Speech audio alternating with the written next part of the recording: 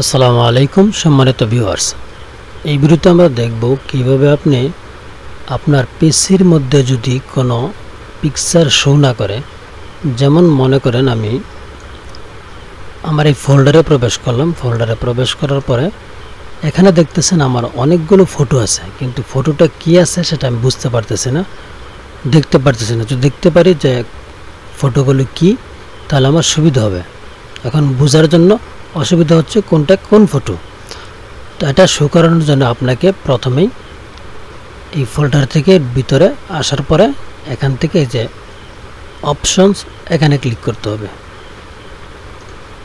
অপশনে ক্লিক করার পরে আপনি এই যে এখানে দেখতেছেন ভিউতে ক্লিক করেন। ভিউতে ক্লিক করার পরে এই যে দেখতেছেন এখানে আমার টিক চিহ্নটা নাই। তো এই টিক চিহ্নটা উঠানোর পরে এখানে অলওয়েজ শো মেনুজ, এখানে ক্লিক করে অ্যাপ্লাইতে ক্লিক করেন। তো এই যে দেখতেছেন অ্যাপ্লাইতে ক্লিক করার সাথে সাথে আমার ফটোগুলি শো করতেছে। তারপরে ওকেতে ক্লিক করবেন, তো আপনার ফটোগুলি আপনি দেখতে পারবেন। আশা করি ভালো লেগেছে। লাইক কমেন্ট করে সাথে থাকবেন। আসসালামু আলাইকুম।